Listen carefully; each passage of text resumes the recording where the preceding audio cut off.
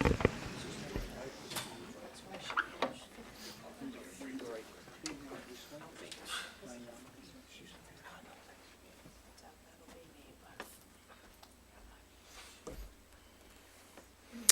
just before we begin, I'm going to ask everyone to please make sure you have all your electronic devices silenced.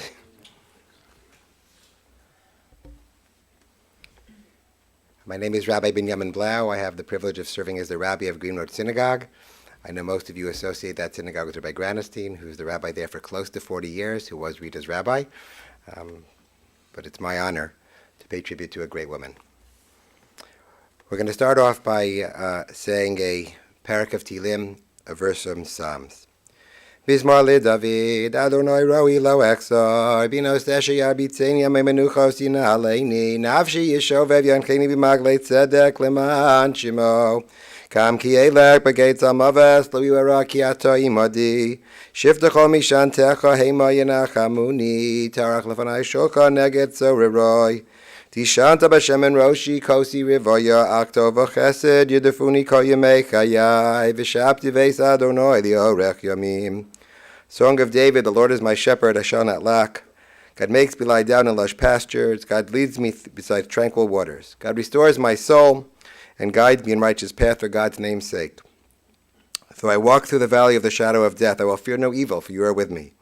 Your scepter and staff, they comfort me. You prepare a table before me in full view of my adversaries. You have anointed my head with oil. My cup overflows.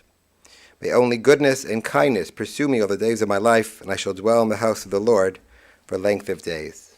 We're gathered today to pay tribute to a wonderful mother, grandmother, thank God, great-grandmother, Rivka Bas Yosef Rita Hoffman. I have to say that unfortunately in my role, over the last few years, I've had the privilege too often to stand here at the funeral levaya of a survivor, individuals who are a special generation, a unique generation.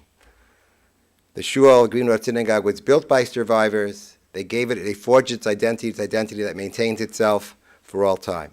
And all of them, including Rita, were adamant that the Nazis weren't going to win, that our enemies were not going to defeat us, and they would rebuild, and they would thrive. They wouldn't just survive, but they would thrive. And they would build families that would continue the Yiddishkeit, the legacy, the tradition that they had kept back in Europe, and she did so successfully. And she was blessed to see a great-grandchild. She has more great-grandchildren on the way. Kain Yirbu, may there be many more, so that her life work is completed. Do you want to talk a little bit about her origin, her upbringings, where she came from, how she came to this country? Even as I described that to you, you'll see the seeds of who she was and why it was so important to continue. Interesting enough, her parents, Yosef and Faye Godinger, were originally from the Carpathian Mountains. That's the section near Czechoslovakia. That's where a lot of the members of the shul are from. I always refer to the back row, the Carpathian Mountain Group. All those people came from that section, good Marmishers, and they had moved to Cleveland. They had even bought a restaurant. They'd even started a family. 2 children had been born here in Cleveland.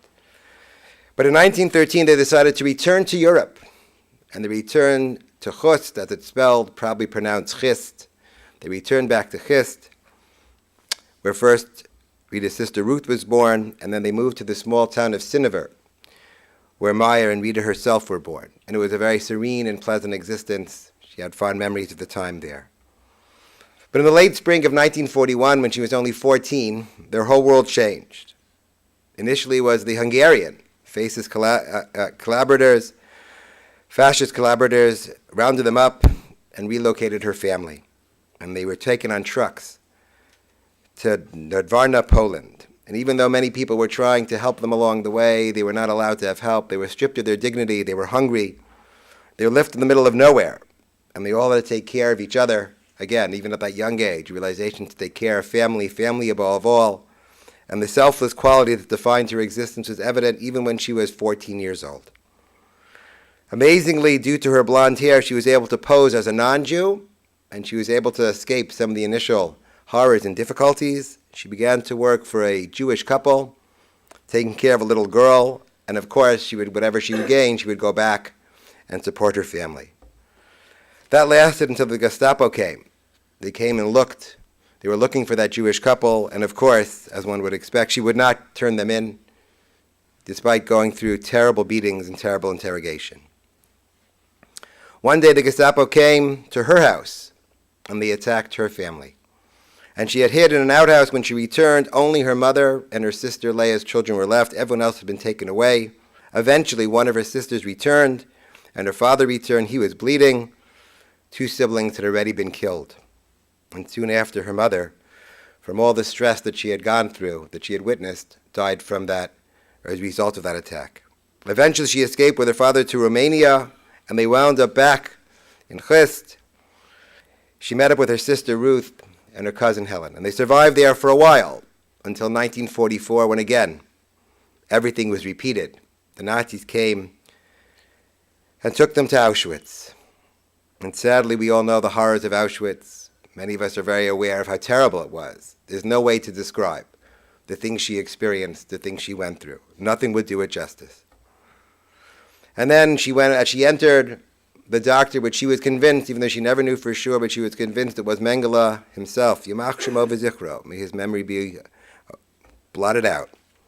He sent people to the right, to life, people to the left, to death. And initially she was sent to the left, and her sister Ruth pulled her and saved her life by taking her to the right. They lived in Block 8, again, a terrible existence, but they somehow managed to survive, eventually being transferred to Nuremberg, where they worked in an ammunition factory. Later, they were taken to Holschewitz, which is in Czechoslovakia, and then they were liberated by Polish partisans in May 5th, 1945. Initially, after liberation, she was with her sister Ruth when he married her husband, Lou Davis, and they lived together in Czechoslovakia until 1948. In 1948, her Uncle Max and Aunt Yetta brought them plane tickets to bring them to America. Amazingly, they didn't trust the airplanes then, so they cashed in the tickets, took a train to London, and then boarded to come to America, to Ellis Island, and then to Cleveland. And it was hard, like many of the survivors. Adjusting from the culture they grew up in to America was very different. On the one hand, she enjoyed the fact that she could obviously buy clothes and have a life, but it was a new culture and it was very hard. And her Uncle Max helped her find a job, different jobs that she had over a period of time.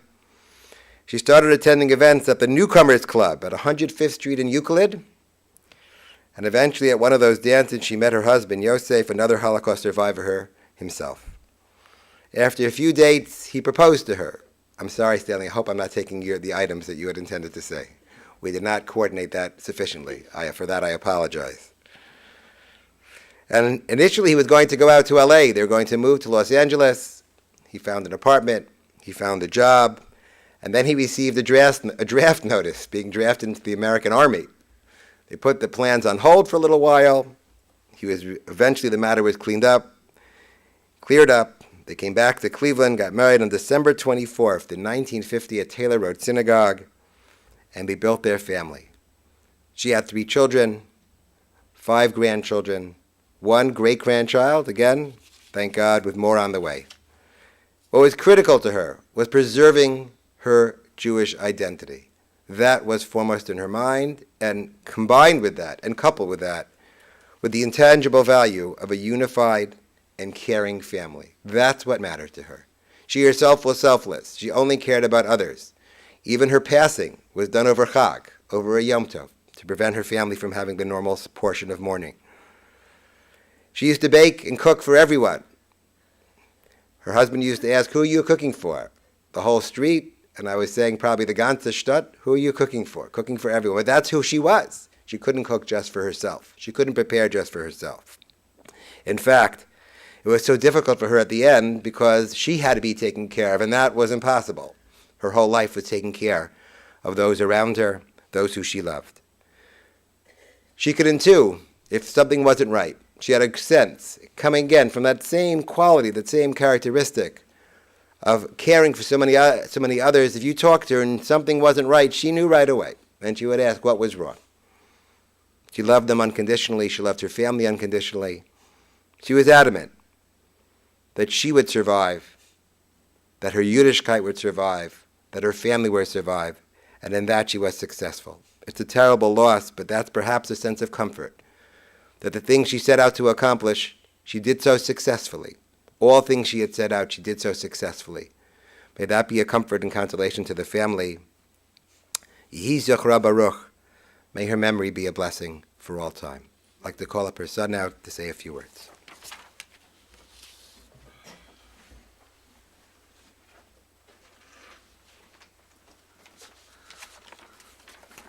So I will pass by the part I had written about the Holocaust because the rabbi covered it pretty well.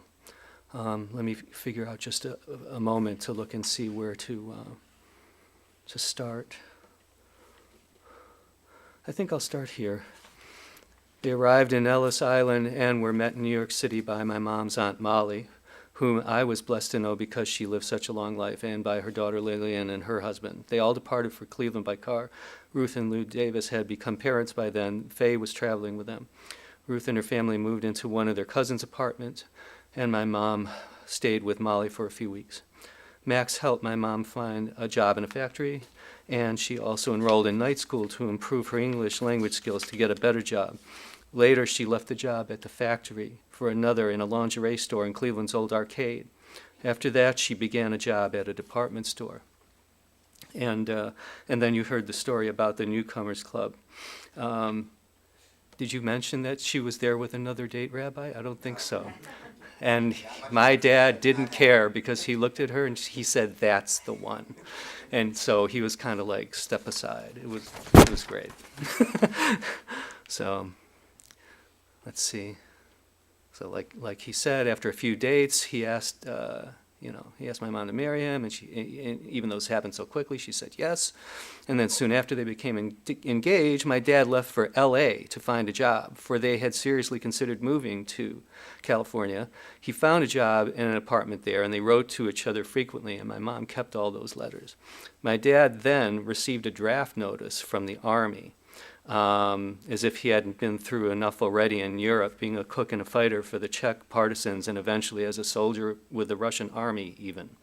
My mom wrote a letter to him to inform him that she refused to come to L.A. to live by herself while he was away being a soldier.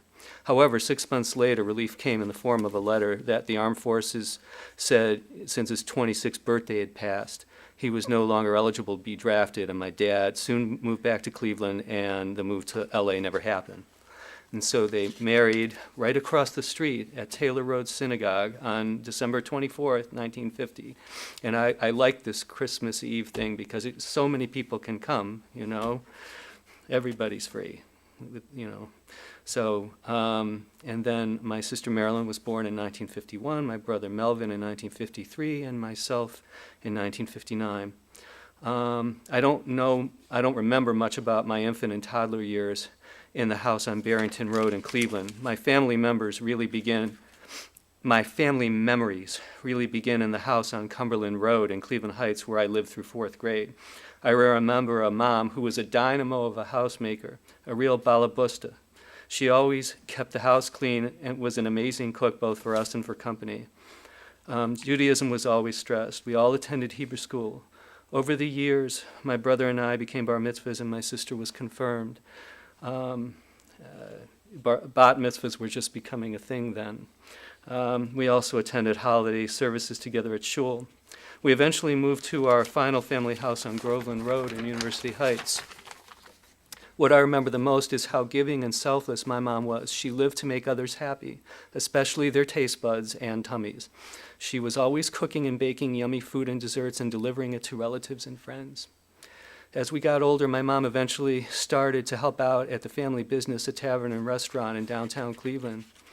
They always worked so hard to provide a better life for their children than they had had.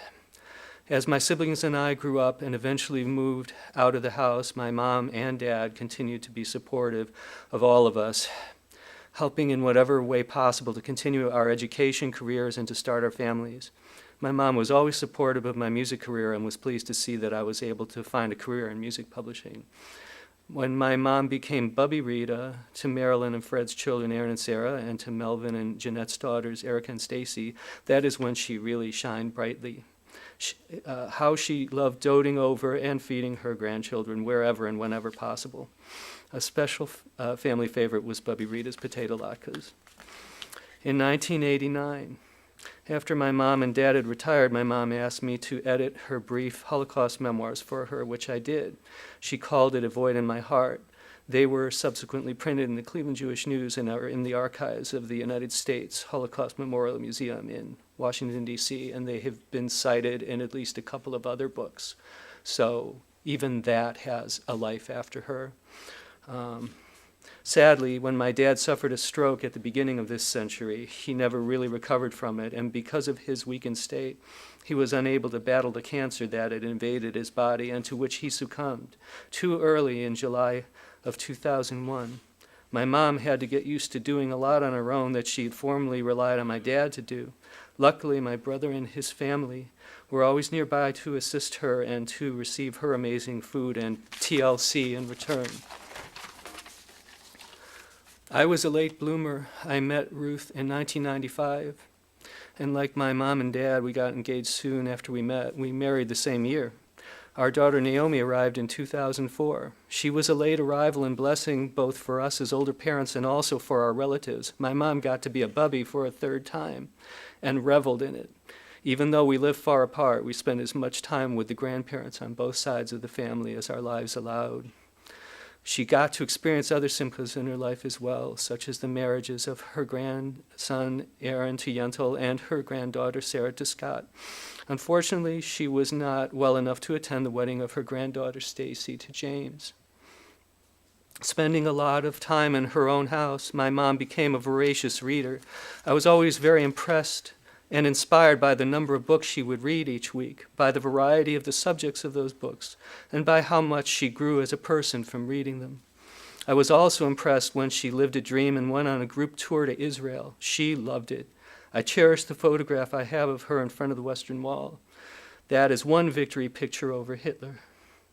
Another favorite victory photograph of mine is a picture of my mom holding her great-grandson, Meyer Yosef, my nephew Aaron's son.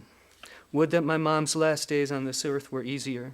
She sold her house and moved into an apartment, and just when we thought she had begun the golden years of her life, where she would meet new people and have new experiences, dementia reared its ugly head, causing a downward spiral in her emotional and physical health, which eventually took her from us last Saturday. Naomi said that my mom is the biggest inspiration in her life because of how many hardships she had to endure, how much good came out of her having endured them, and that her life literally graced the lives of those who were fortunate enough to have known her. I could not agree more. She was the most genuinely blameless soul I have ever known. May she dwell in Gan Eden, in Hashem's sheltering peace, in the shadow of his wings, reunited with my dad and her family members. May her memory be bound up in the bonds of life, and may it be for a blessing. We will love you forever, Mom. Thank you for everything. Rest in peace and shalom.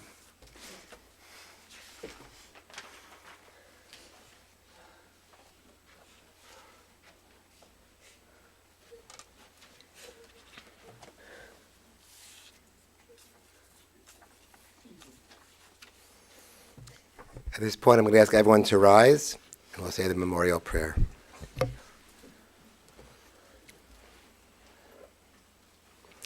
El Molei Rachamim Shokein Bamromim Hamsei Menuchana Chana Kanfei Ashkina B'malos Kedoshim Utorim Kezora Kiyam Azirim Es Nishmas Rivka Bas Yosef Shokali Olama Bavur Shanachnu Mispal Maraskaras Nishmasa B'Gan Eden Tehei Menuchasa L'chein Balarachamim Yasti Rabbi Seitzer Knafav Olamim V'yitzra B'tzorachim Et Nishmasa Adonai Nachalasa V'sanokam B'shalom Mishkava V'naumar Amen.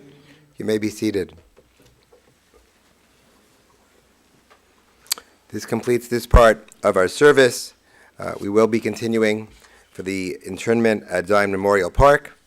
The The family has asked that any contributions are made, suggested to the United States Holocaust Memorial Museum. And I will ask the three children to rise, and we'll do the K'tari.